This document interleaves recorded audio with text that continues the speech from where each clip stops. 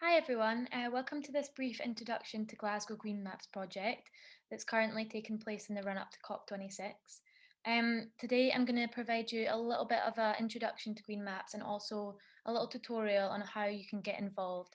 So, really quickly, what is a green map? So, a green map is a locally created, environmentally themed map that has a universal icon set and map making resources, which are all provided by this non profit green map system. It's a system that's free, it's really accessible, it's really user friendly, and it has a really diverse range of users from all over the world, meaning that you can explore hundreds of publicly available maps, which have all been created on a local scale by local communities.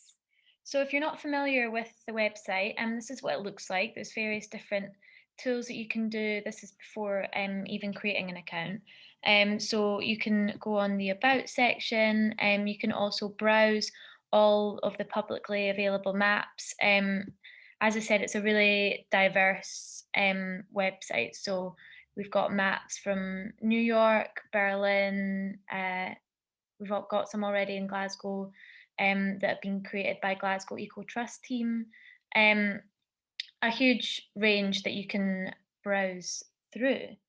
So another thing that you can do is that you can explore all the icon sets that have been created. The icons are a really fundamental part to the Green Maps website, as they provide a universal visual way of kind of highlighting what is on a map.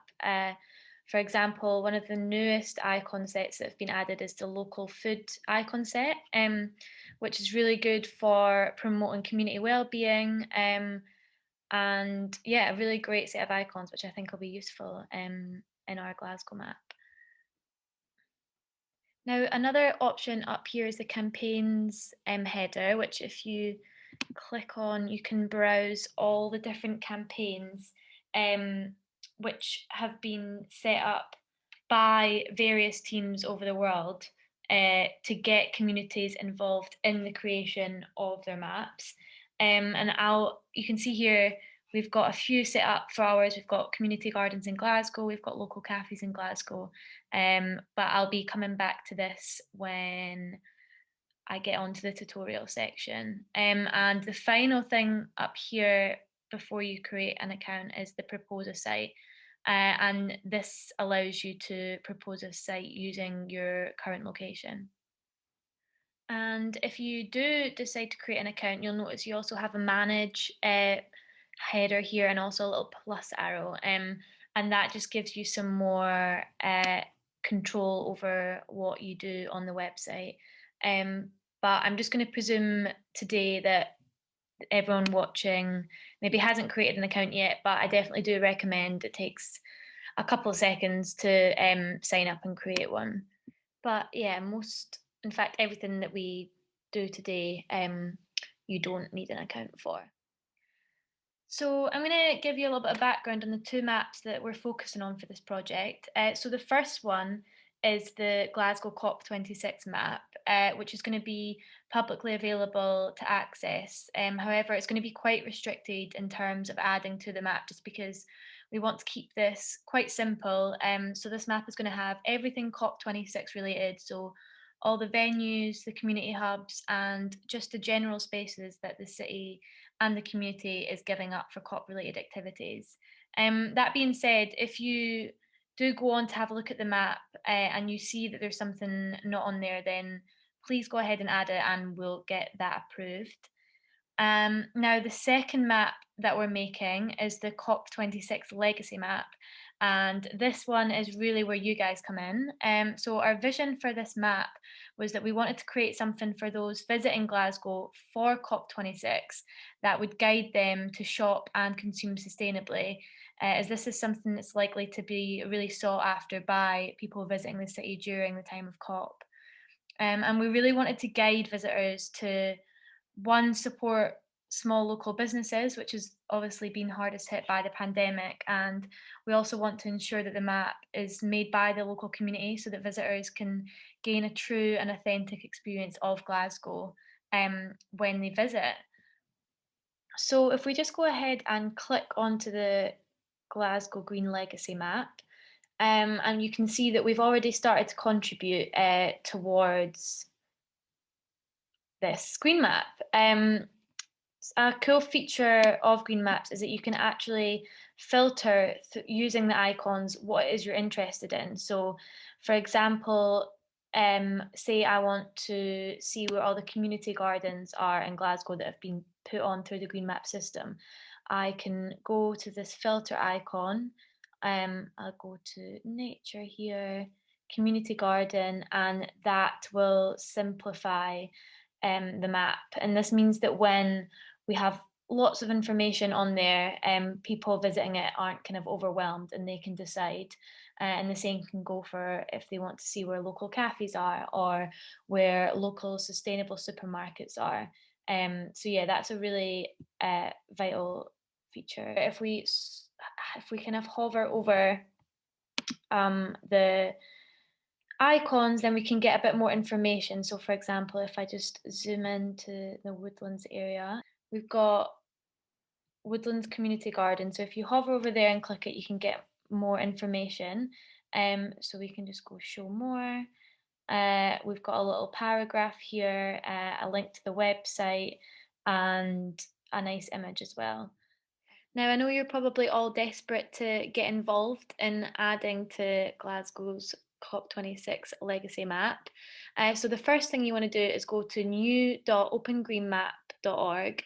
This new part is important. There's two different systems. The old one doesn't have the new, but yeah, it's important that you get the new in there. And you will be taken to this site here. And then once you've had a look at the Glasgow map through the browse section, and say, for example, you have a look at it and you think, oh, that's good, but it's not got my favourite sustainable supermarket on it. So we're going to go to the campaign section that I showed earlier, and we're going to go to sustainable supermarkets in Glasgow, allow, and we'll get taken to this page here. So the first thing that you want to do is you want to select where it is on the map. So I know that my place is just on the corner here. There we are. And I'm going to click continue. And I'm going to name my grocery store, which is called Roots.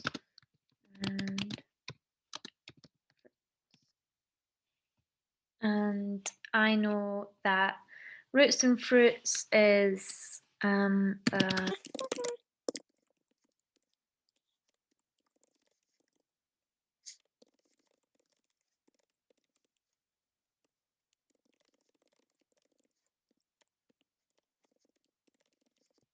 so I've said here, a local supermarket providing high quality fruit and vegetables, organic whole foods and bespoke flowers. And you can definitely make that more detailed. This is just a wee quick example. And then the next option here gives you a selection of icons that you can choose are relevant to your supermarket. So I know that Roots and Fruits has organic and local food. I know that it's a local business. And I can add in a photo here as well, and then you just want to press submit, and that will get sent to our team and we can approve it.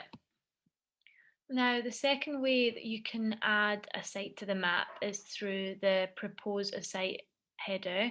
And you might want to do this if, say, for example, you're looking at our campaigns and you're thinking, well, yeah, I've got something I want to add to the map, but it doesn't fit into either of these categories. So what you would do, you would go to propose a site, you would choose where your site is. So you can just got one here already up and go continue, and then select a map from the list. So you want to select Glasgow COP26 Green Legacy Map.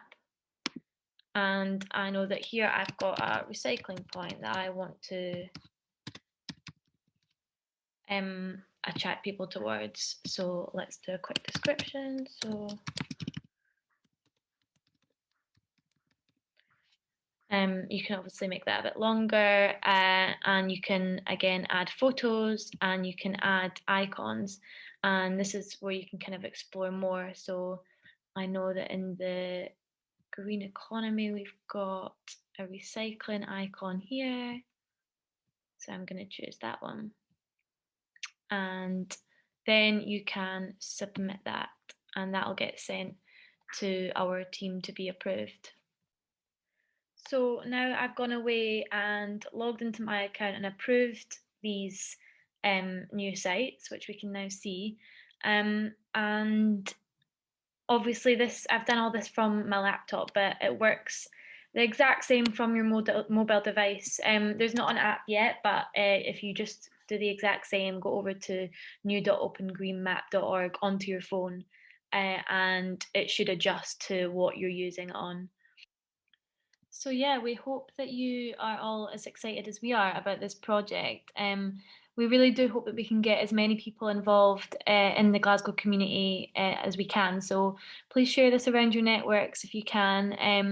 And if it's something that you do want to get involved with, then I'm going to be running an online workshop, which is just shown here, on the 27th of May at 6 p.m., which is going to provide a bit of an opportunity for anyone who's interested to meet each other, ask any questions, and yeah, get involved. The workshop will be free, of course, but please do sign up and register through the Eventbrite. I'll provide the link just below. But yeah, I hope that was useful. I crammed in quite a lot there, but hope that you're all excited to get stuck in. And if you have any questions before the workshop, then please feel free to email me. Thank you.